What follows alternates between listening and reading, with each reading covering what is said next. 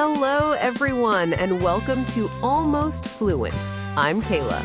And I'm Marcus. This is the podcast where we chat about everyday situations to help you build your English naturally, just by listening to real, relaxed conversation. Today's topic is one that almost everyone has to deal with at some point: job interviews. Whether you're just starting out, changing careers, or going for a promotion, knowing how to present yourself confidently in English can make a huge difference.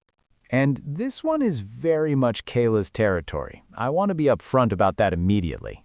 It is, yes, although I'm curious to hear your approach too, Marcus, because I suspect it will be instructive in a different way. Instructive is a generous word. Let's go with it. So, interviews. How seriously do you actually prepare? Very seriously. I start at least a week in advance if I can. I research the company thoroughly, their history, what they do, recent news, who their competitors are. I want to walk in knowing more about them than they might expect. A week in advance for an interview.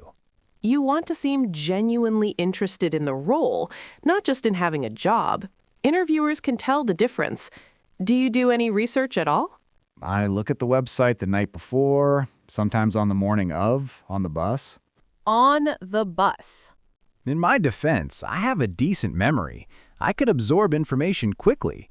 And I feel like if you over-prepare, you can come across as too rehearsed, like you're reciting answers rather than having a conversation. There's a version of that that's true, but there's a difference between being rehearsed and being prepared. You want your answers to feel natural, but you still need to have thought about them in advance. The classic example is, "Tell me about yourself," which is almost always the first question, and people still manage to be caught off guard by it. I always find that question strange. You're sitting in front of someone who presumably has your CV. They know who you are. What are they actually asking for? They're asking you to frame your own story. They want to hear how you describe yourself, what you choose to highlight, how you connect your background to the role you're applying for. It's not really about the facts, it's about how you present them. A good answer is maybe 2 minutes, where you've come from, what you're doing now, and why you're interested in this particular opportunity. That's actually useful to know. I think I've always treated it too casually, just a general overview with no real shape to it. It's worth practicing, not scripting word for word, but knowing the shape of your answer so you don't ramble. What about nerves? Do you get nervous before interviews? Honestly, not massively. I find the social side of it fairly natural. Walking in, introducing myself, making small talk while we get settled. I'm comfortable with strangers. The bit I find harder is when they ask something I haven't thought about and I have to think on my feet. Like what? What's your biggest weakness? That one always gets me because there's no good answer. If you say something real, you've just told them your weakness.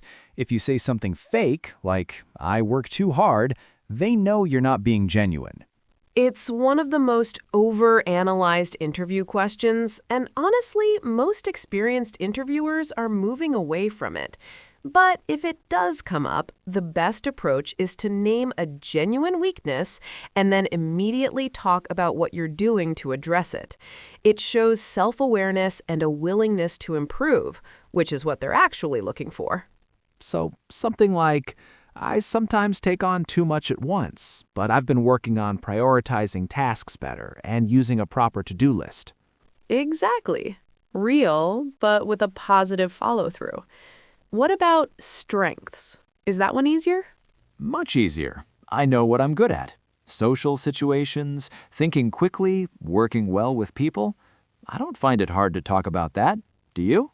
I find it harder than weaknesses, actually. I don't like talking myself up. It doesn't come naturally.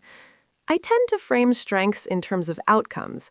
So instead of, "I'm very organized," I'd say something like, "I tend to be the person teams rely on to keep projects on track.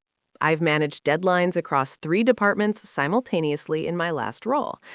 Evidence, not just a claim. That is a much better answer than "I'm very organized." I need to remember that. What do you wear to an interview?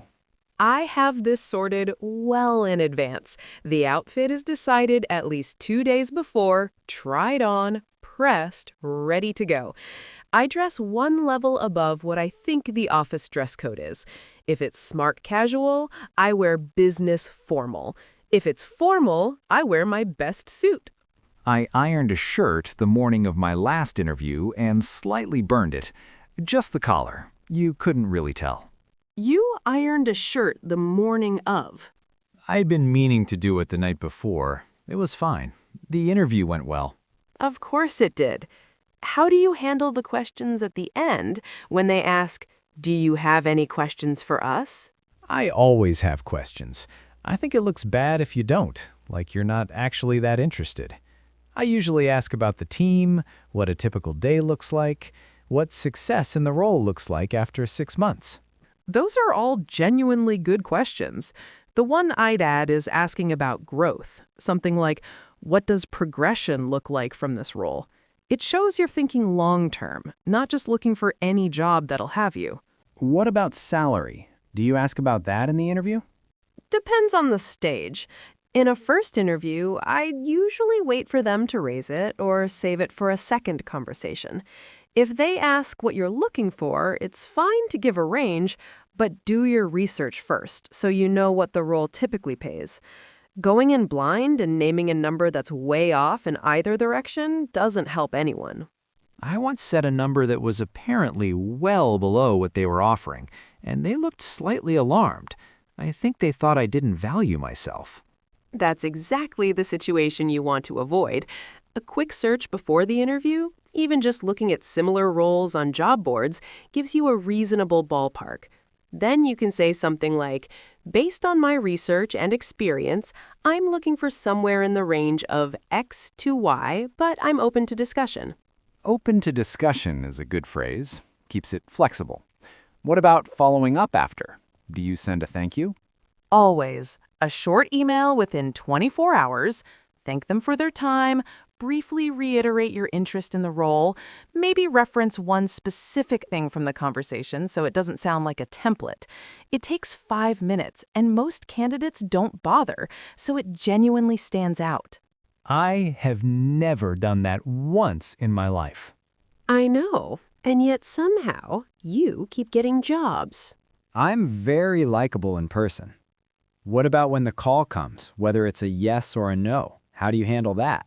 If it's a yes, obviously you're delighted, but stay professional. Don't accept on the spot if you haven't had time to look at the full offer. It's completely reasonable to say, "That's great news. Can I have a day to look over the details?" If it's a no, it's worth asking for feedback.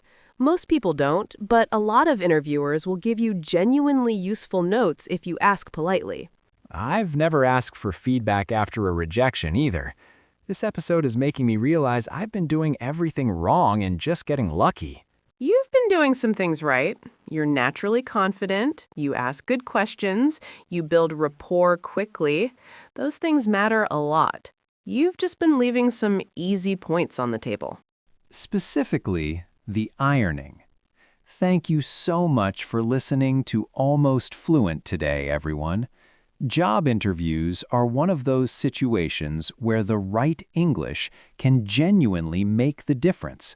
From tell me about yourself, to salary conversations, to following up afterwards. Today's episode has it all. And the good news is that interview English is very learnable. There are patterns to it, phrases that come up again and again, and the more familiar you are with them, the more natural you'll sound when it counts. And remember, the best way to build that familiarity is exactly what you're doing right now, just listening to real, natural conversation. So keep tuning in, and it will come. She's not wrong. We'll see you in the next episode. See you next time on Almost Fluent.